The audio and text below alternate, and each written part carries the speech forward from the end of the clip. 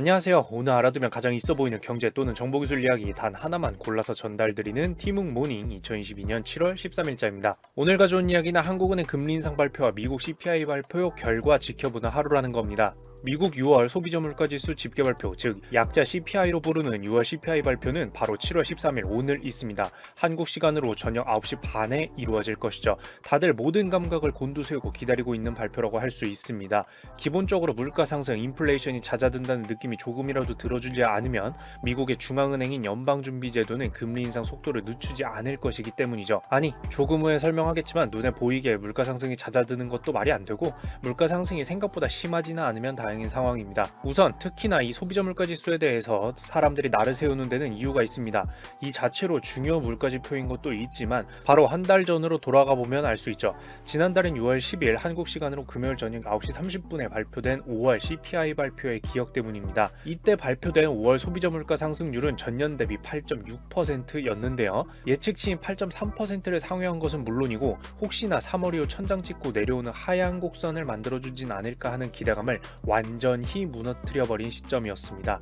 왜냐하면 3월 8.5% 그리고 4월 8.3%로 조금이나마 숫자상으로라도 꺾이는 것처럼 보이는 물가 상승률 모습 와중이었으니까요. 그런데 꺾이긴커녕 4월보다도 3월보다도 높은 소비자 물가 상승률인 8.6%를 보여준 것이었습니다. 그러자 미국 연방준비제도가 금리 인상 속도를 늦추지 않을까 하는 상상은 물가 상승 위협에 눌려 쏙 들어가고 그 다음 주인 6월 13일 월요일 아예 자이언트 스텝 가능성에 크게 무게가 실렸었습니다. 그리고 그 주 한국 시간으로 6월 16일 목요일 새벽 여러분들이 다들 기억하시겠지만 0.75%포인트의 자이언트 스텝 금리 인상이 곧장 이루어지게 된 거죠. 이 말도 안 되는 물가 상승이 폭주를 잡아야 되니까요. 그 분위기의 시발점에 있었던 게 바로 6월에 있었던 5월 소비자 물가지수 발표였습니다. 결국 지금 시점에서 7월 13일 발표될 미국 소비자 물가지수는 미국의 금리 인상 결정을 앞두고 또다시 강력한 영향력을 발휘할 수 있는 시점인데요. 그렇다면 기준점을 어떻게 생각해야 할까요? 얼마가 나올까요? 앞서 설명하면서 말했지만 이번에 발표될 6월 소비자 물가지수 집계까지의 흐름을 다시 보면 3월 8.5%, 4월 8.3%, 5월 8.6%인 상황이었습니다. 그리고 현재 6월 소비자 물가지수 예상 수치는 8.8% 수준이에요. 여기서 아까 했던 말을 다시 한번 돌아보면 생각보다 심하지는 않으면 다행인 상황이라고 말을 했는데요. 네, 예상치부터가 8.8%로 역대 최고치입니다. 왜냐하면 2022년의 6월은 상당 기간 높은 유가와 곡물 가격, 원자재 가격, 그 외 천연가스를 포함한 에너지 가격 상승에 임금 인상을 총체적으로 겪어낸 시기입니다. 단적으로 여러분들 6월 중에 투자자산이랑 코인, 월급 또는 인센티브 말고 무슨 가격이 예상외로 떨어졌다는 뉴스 보신 적 있으세요? 없죠. 애초에 어딘가에서 예상치 못하게 저렴해진 물가를 경험하신 게 아니라면 예상부터가 물가 상승률이 낮을 수가 없어 보이는 게 지난 6월의 집계일 거라는 거죠. 결과적으로 오늘 발표될 소비자 물가 지수는 8.8% 예상에 부합하더라도 그 다음 미국 연방준비제도의 금리 인상이 자이언트 스텝이냐 아니면 전보 스텝, 처음 들으실 수도 있죠. 1%포인트의 금리 인상을 말하는 게 전보 스텝인데요. 아무튼 이런 기상천외한 숫자를 가능성으로라도 목도해야 하느냐에 엄청난 상황에 직면할 수가 있는 거고요. 이 예상치를 기준으로 8.6%에 근접하거나 그보다도 낮게 나와준다면 생각보다는 조금이나마 최악은 아니구나 라고 생각할 수 있는 상황입니다. 무슨 소리냐? 예상치에 부합해도 역대 최고급이긴 하다라는 거예요. 발표 전까지 불안정했던 분위기가 확실해졌다라는 이유로 반등에 나설 수는 있겠지만 그것도 그렇게 좋은 소식은 아니라는 거죠. 그리고 이것은 당장 한국과 급박하게 연결되어서 이해하기 시작해야 할 겁니다. 왜냐하면 13일 오늘 한국은행은 한국으로서는 초유의 0.5%포인트 금리 인상을 결정할 것인지 말 것인지 발표하게 됩니다. 시간상으로는 미국의 소비자 물가지수 발표보다 앞서서 발표가 될 거예요. 오늘 있는 금융통화위원회 자리에서 금리 인상 결정을 할 것인데 0.25%포인트 하거나 0.5%포인트 하거나 상황이지만 거의 대부분 빅스텝을 밟을 것으로 보고 있죠. 그런데 사람들이 왜 이렇게 빅스텝 예상을 하고 있을까요? 그건 금리를 보면 됩니다. 현재 한국의 기준금리가 1.75%이고 미국의 기준금리는 이미 1.5%에서 1.75% 사이이기 때문이에요.